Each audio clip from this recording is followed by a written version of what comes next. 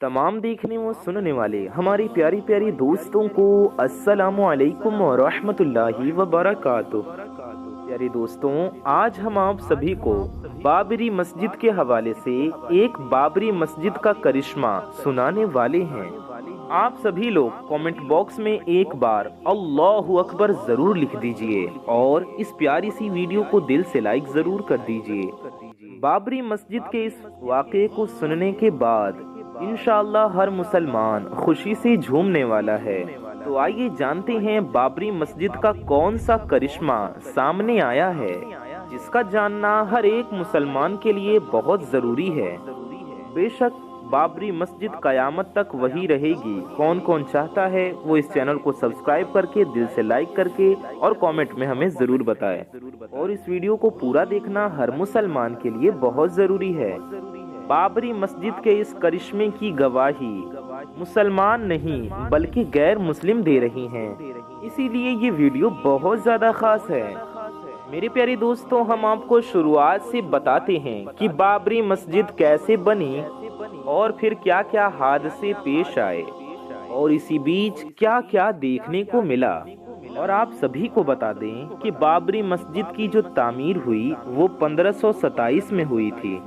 तो मेरे प्यारे दोस्तों, बाबरी मस्जिद लगातार 465 साल अपनी जगह पर खड़ी रही, कायम रही, यकीनन बरकरार रही। लेकिन 1992 में कुछ राजनेता अपनी सीट को गर्म करना चाहते थे। उसी बुनियाद पर बाबरी मस्जिद को शहीद करवा दिया, जिसकी वजह से न जाने कितना बड़ा नुकसान देखने को मिला। ये हम सभी जानते हैं कि बड़े बड़े हादसे देखने को मिले हैं कि जिनको देखकर यकीनन रूह कांप जाती है। मेरे प्यारे दोस्तों, वो जो राजनेता थे उन्होंने अपनी सीट को गर्म करने के लिए बाबरी मस्जिद को नौजुबिल्लाह शहीद करवा दिया था। लेकिन उनके इस गलती की वजह से न जाने कितने मासूम बच्चों की जानें चली गईं, जो कि बड़े अफसोस की बात है। मेरे प्यारे दोस्तों, अगर बाबरी मस्जिद के हवाले से बात की जाए तो अगर इतिहास में कोई इतना बड़ा और लंबा केस चला है तो यकीनन नज़र में जो आता है वो बाबरी मस्जिद का ही केस है। और मेरे प्यारे दोस्तों, मेरे भाइयों, मेरी माओ बहनों, आखिरकार 2019 में इसका फैसला आ ही गया था। तो जैसा कि आप सभी जानते हैं कि बाबरी मस्जिद की जो ज़मीन थी वो हिंदू संगठन को दे दी गई थी। इसके अलावा बाबरी मस्जिद की जगह पर 5 एकड़ ज़मीन दी गई थी। मुसलमानों के लिए अयोध्या में 5 एकड़ ज़मीन दी, जहां पर मुसलमान चाहें तो मस्जिद बनाएं या फिर कुछ और बनाएं। मेरे प्यारे दोस्तों, मेरे भाइयों, मेरी माओ बहनों, इस 5 एकड़ ज़मीन को लेकर कोई भी मुसलमान खुश नहीं था।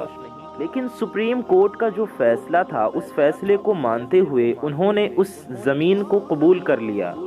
और मैं आपको बता दूं कि उस 5 एकड़ ज़मीन के ऊपर हॉस्पिटल भी बनने जा रहा है, साथ ही साथ एक मस्जिद भी बनने जा रही है।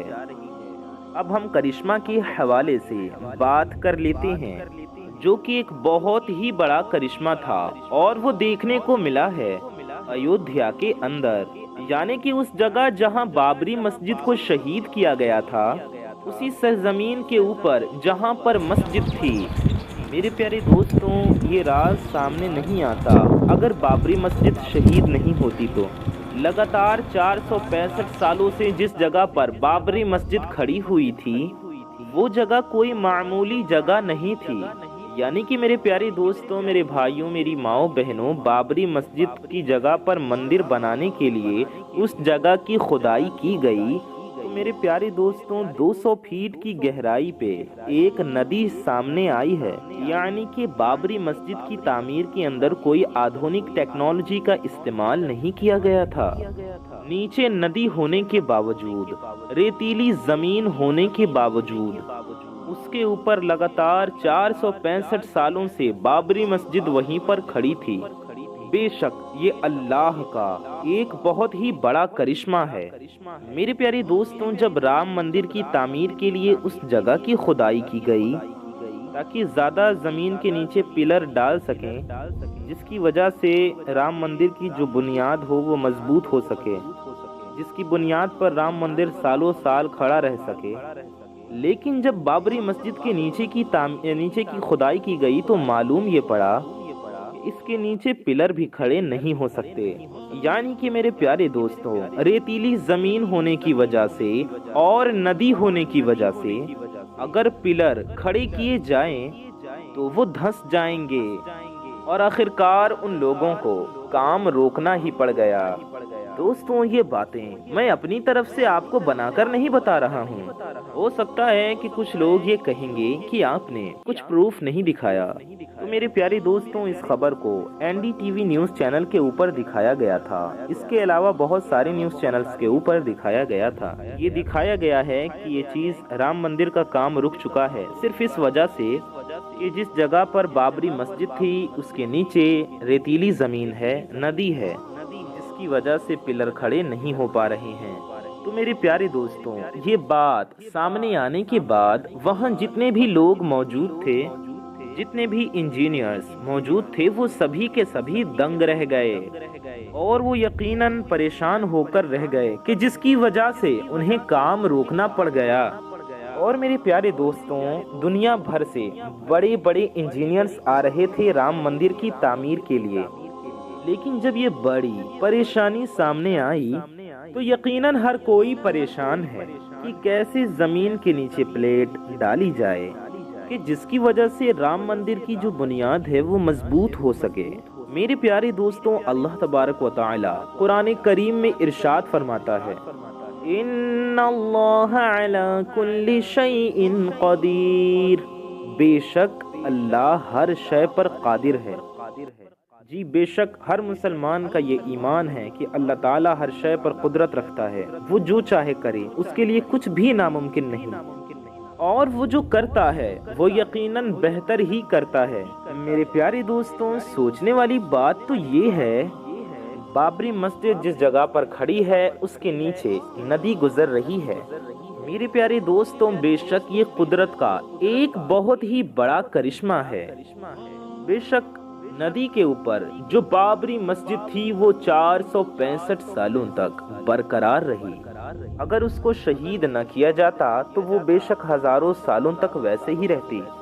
جو ہوا وہ اچھا نہیں ہوا۔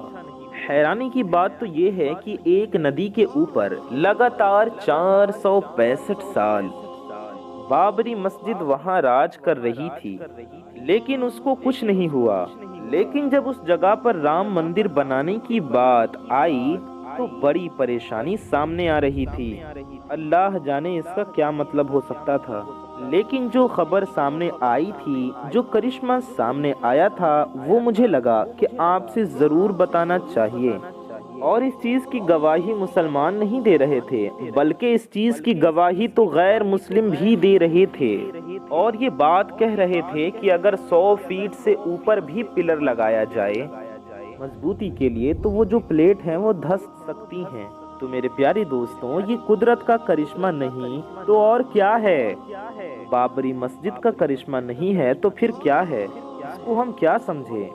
میرے پیارے دوستوں، بابری مسجد کے حوالے سے جو کرشمہ تھا، جو واقعہ تھا، وہ میں نے آپ کو بتا دیا، لیکن میں آپ سے ایک بات اور کہنا چاہوں گا کہ جسے جاننا ہر ایک مسلمان کے لیے بے حد ضروری ہے، اور اس پر عمل کرنا بھی ہر ایک مسلمان کے لیے بہت زیادہ ضروری ہے۔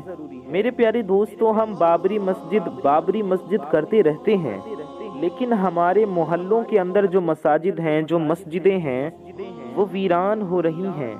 اگر ہم جا کر اپنے گاؤں کی، اپنے محلوں کی مسجدوں کو دیکھیں تو 1 سے 2، 2 سے 3، 3 سے 4، 4 سے 5 صفیں ہی دیکھنے کو ملیں گی۔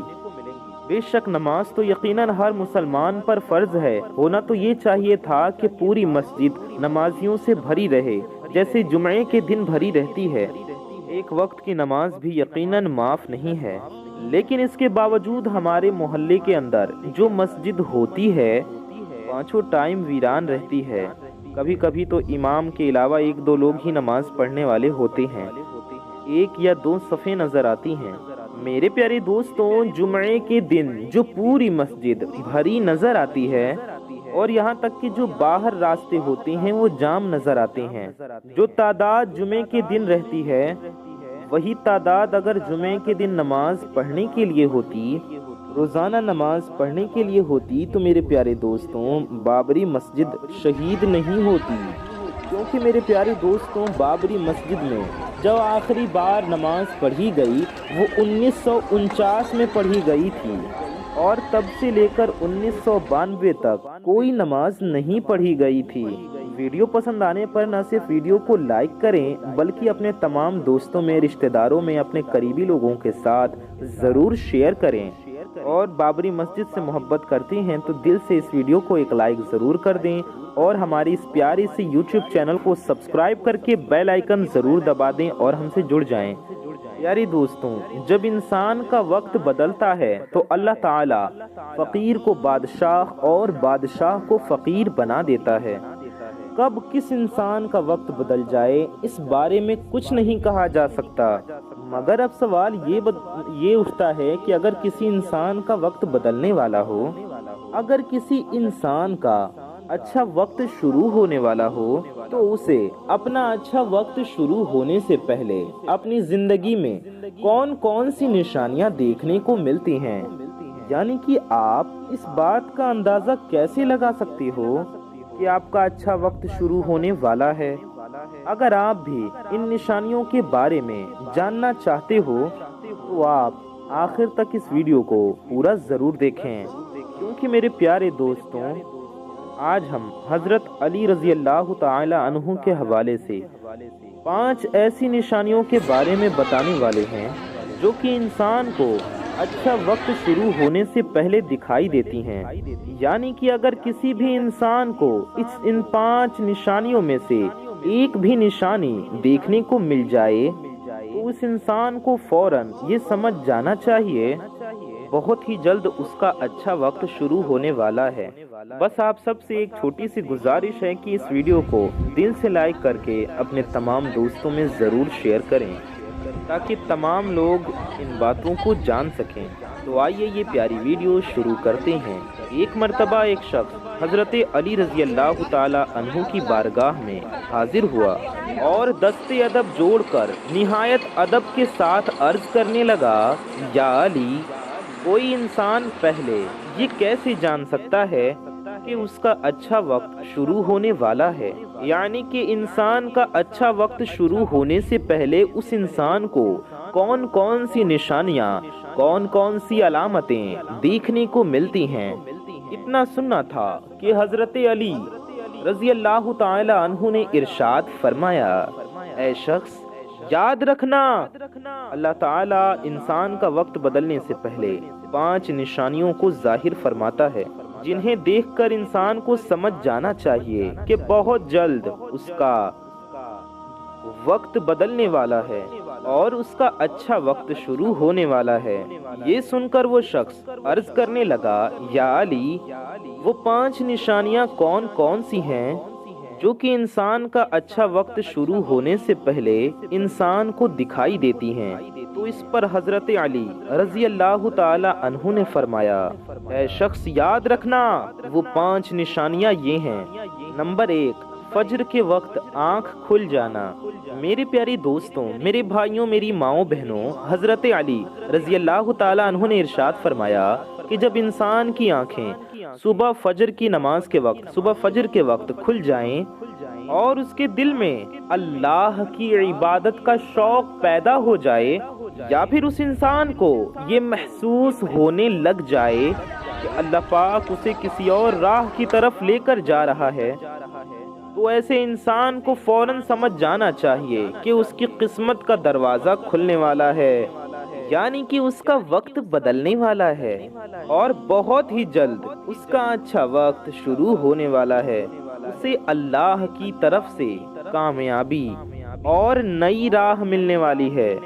فجر کے وقت اٹھنے والوں کو اللہ پاک کامیابی عطا فرماتا ہے۔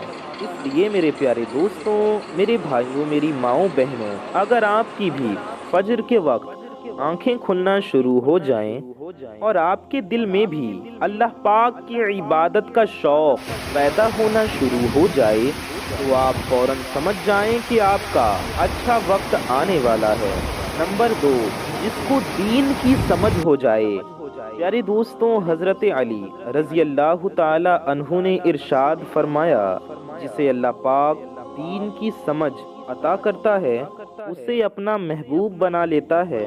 یاد رکھنا کہ میں نے اللہ کے رسول صلی اللہ تعالی علیہ وآلہ وسلم سے سنا ہے کہ اللہ تعالی دنیا تو سب کو عطا کرتا ہے، لیکن دین کی سمجھ اللہ پاک اسے ہی عطا کرتا ہے جو کہ اللہ کا محبوب بندہ بن جاتا ہے۔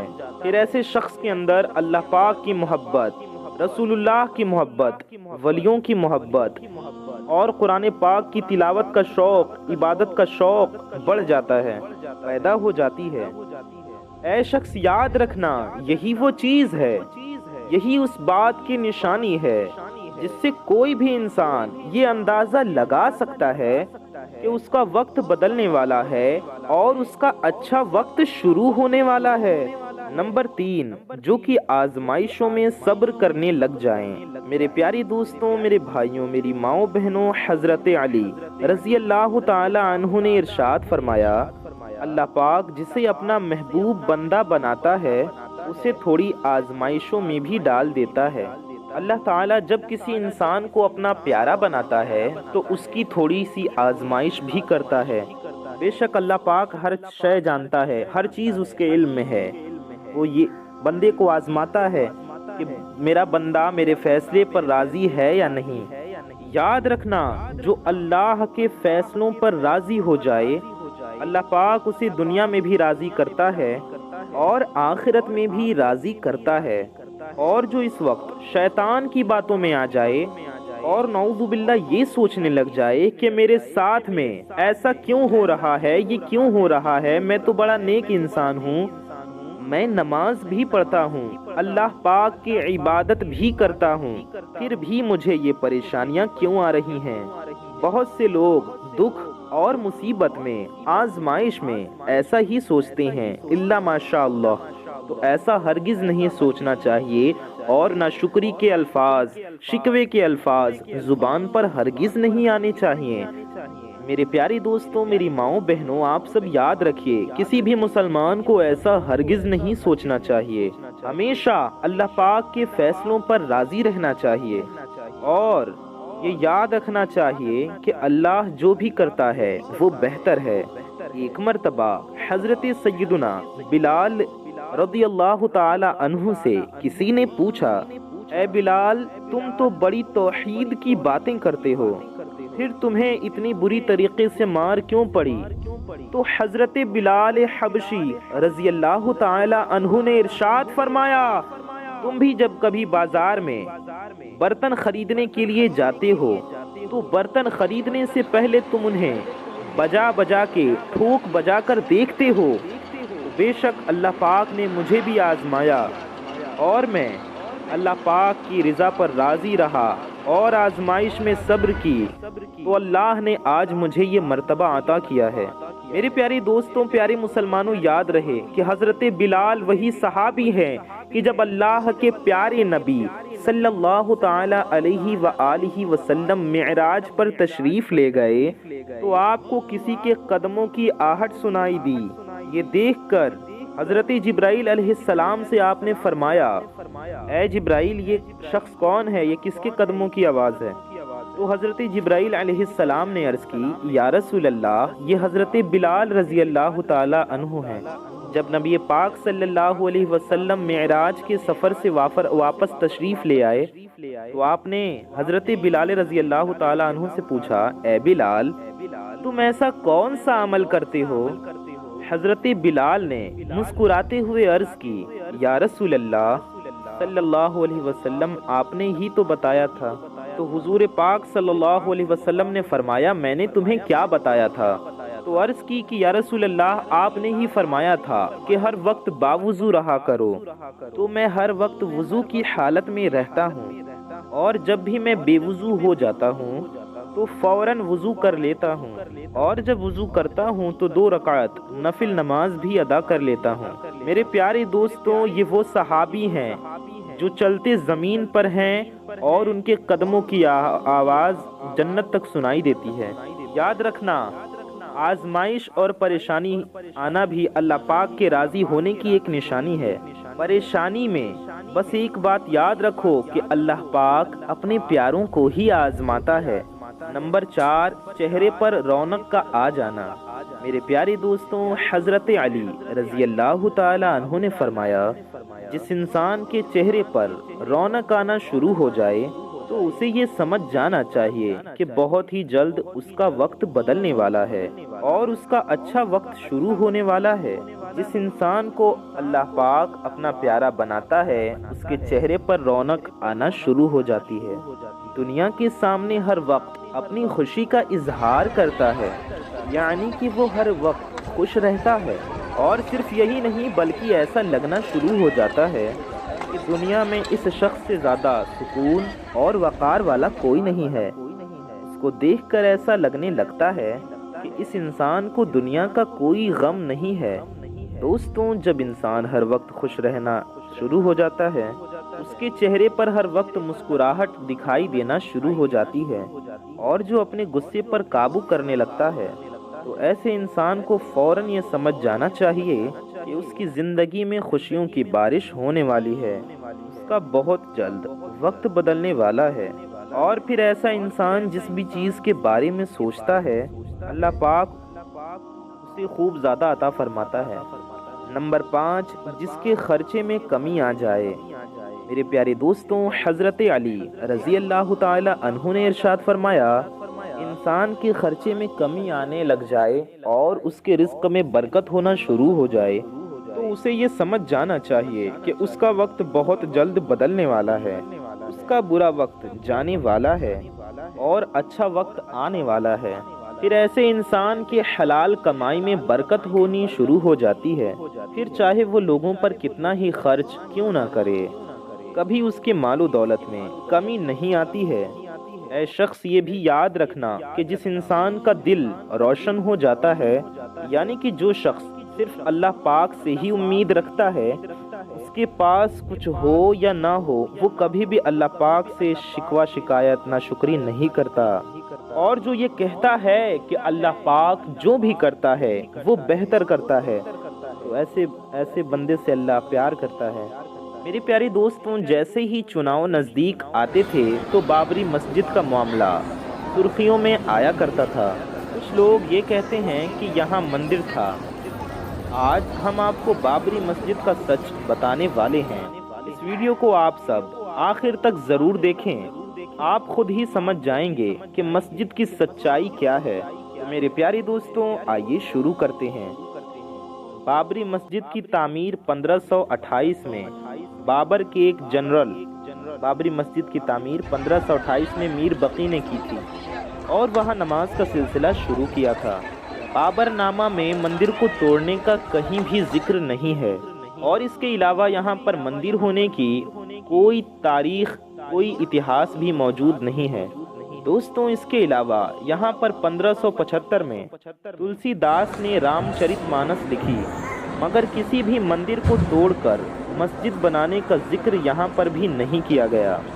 دوستوں، بابر کی برائی کرنے والے اس دور کے گرو نانک نے بھی مندر کا کہیں بھی ذکر نہیں کیا، جبکہ نانک نے جہاں پر بابری مسجد تھی وہاں کچھ سمے بھی ایودھیا میں بتایا تھا۔ نمبر 4، 1857 میں بابری مسجد کے بغل میں ایک دیوار اٹھا کر خالی پلاٹ میں سے ایک حصہ ہندوؤں کو دے دیا گیا۔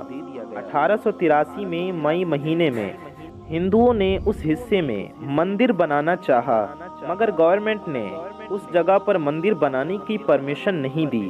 دوستوں، 1885 میں 24 دسمبر کو کورٹ میں ہندوؤں کے مندر بنانے کی عرضی رد کر دی۔ ہندوؤں نے خود اسے بابری مسجد بھی لکھا، اور اب تک ہندوؤں کا بابری مسجد پر کوئی بھی دعویٰ نہیں تھا۔ 1886 میں 24 مارچ کو کورٹ نے ہندوؤں کی اپیل بھی خارج کر دی۔ 1877 میں پہلی بار فیض آباد کورٹ نے بغیر کسی گواہ کے یہ نوٹ چڑھایا کہ 1528 میں بابر نے ایک ہفتہ ایودھیا میں بتایا اور مندر کو ڈھایا اور وہاں پر بابری مسجد کا نرمان کروایا، جبکہ اتہاس اور ثبوتوں کے انوسار بابر کبھی بھی ایودھیا نہیں گیا۔ اس کا ایودھیا سے نزدیکی مقام 110 کلومیٹر کی دوری پر تھا، جہاں پر سے وہ صرف گزرا تھا۔ 1934 میں ہندو اور مسلم دنگوں کے دوران بابری مسجد کو نقصان پہنچایا گیا۔ دوستوں، 1949 میں 22 دسمبر کی رات میں مسجد کے اندر مورتیاں رکھ دی گئیں اور 30 دسمبر کو کورٹ نے تالا لگوا دیا اور مسلمانوں کو وہاں عبادت کرنے سے منع کیا اور ہندوؤں کو پوجا کرنے کی اجازت دی گئی۔ 1950 میں 16 جنوری کو مسلمانوں نے مسجد بحالی کے لیے کورٹ سے بات کی، مگر کورٹ نے مورتی نہ ہٹا کر پوجا پاٹ کو برقرار جاری رکھا۔ 1951 میں 1 جولائی کو کورٹ سے کمشنر کا بیان آیا کہ یہ بابری مسجد ہے اور مسلمان 1925 سے 1949 تک یہاں نماز پڑھتے تھے۔